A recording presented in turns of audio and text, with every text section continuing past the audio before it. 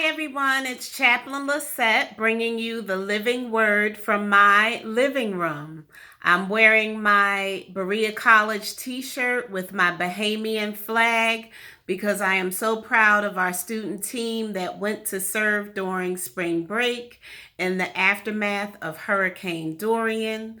Christella, Wilkinsley, Kyle, Anna, and Stephanie, thank you for your service in Nassau this March. And I just ask that everyone in our community just take a moment to reach out to them.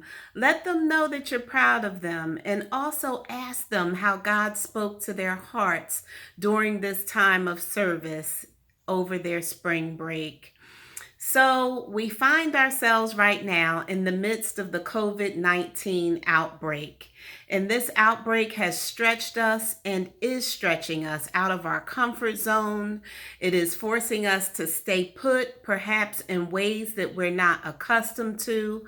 But I just want to encourage you in the midst of it all that God promises us that God will never leave us nor forsake us. This promise can be found in Joshua chapter 1, where God encourages Joshua with these words.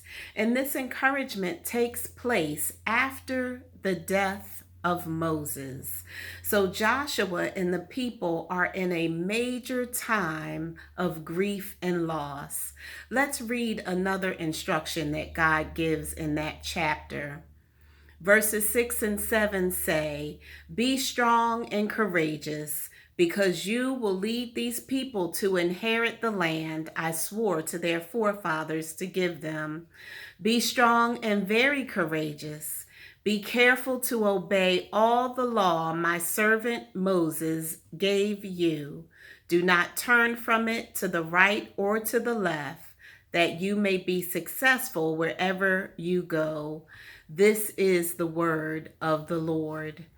In these challenging times, I encourage you to meditate in the book of Joshua, and particularly in God's exhortation to Joshua to be strong and courageous, to be strong and very courageous, to be strong and courageous. God repeats this exhortation several times. These words are given to Joshua in the midst of major grief and loss. Many of us now are grieving, whether it's the loss of a loved one, the loss of the lifestyle we once knew, loss of jobs, loss of the vision of how you would experience your senior year, junior year, sophomore year, or first year of college. All of these are valid and difficult losses. And we find here in the book of Joshua, in the midst of valid and difficult losses, God says, "Be strong and courageous." Well, I don't know about you, but when I'm going through something and when I'm experiencing a loss, the last thing I want to hear is "be strong and courageous." And if you're anything like me, your conversation with God might look something like, "God, I don't want to be strong and courageous. I don't want to even face the world right now. I just want to have a pity party. I don't care if it takes 1 week, 2 weeks, 3 years. I want to sit in my grief until I'm able to press through it." And so I want all of you to know that that is normal, that grief is a process. Don't beat yourselves up if you're experiencing grief right now and it's hard to grab hold of the motivation to do the things that you need to do.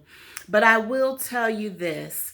One thing that I've learned in my journey with God is that while He allows me to grieve, He doesn't want me to be stuck in my grief forever. And so I say to you, be strong and of a good courage. God's instruction to Joshua is for us as well. God's exhortation to be strong and of a good courage is rooted in God's love and God's purpose and plan for our lives. So, when faced with the challenges of life, everyone, the grief and the loss, the worry, the anxiety, the fear, follow this counsel. Be strong and courageous.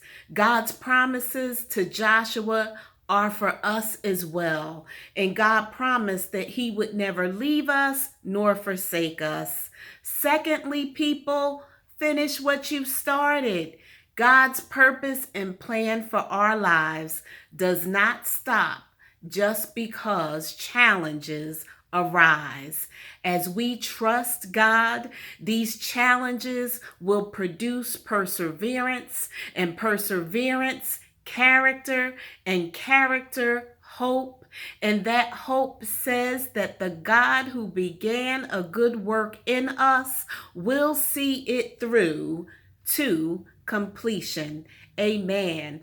You may say, Chaplain LeSette, that sounds good and all. It really, really does sound good, but I don't think I can do it. I'm too overwhelmed to be strong and courageous. I'm too anxious and fearful and worried to finish what I started.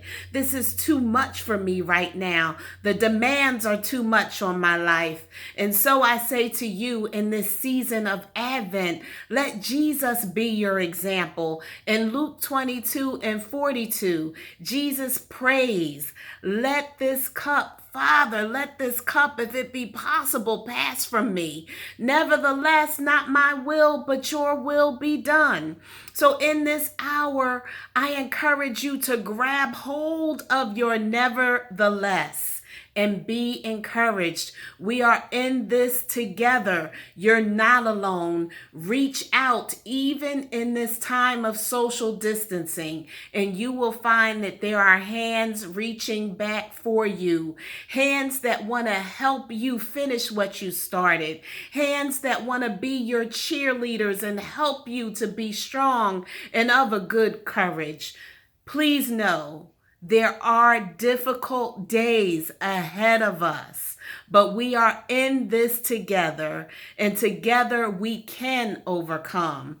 We are perfectly imperfect people, but with God, we can do it, for we can do all things through Christ who strengthens us. Thank you for taking the time to listen to this message. Please know that the CCC is praying for you and for your loved ones. Please subscribe to our YouTube channel as we will be sending out weekly meditations. See you soon and stay encouraged.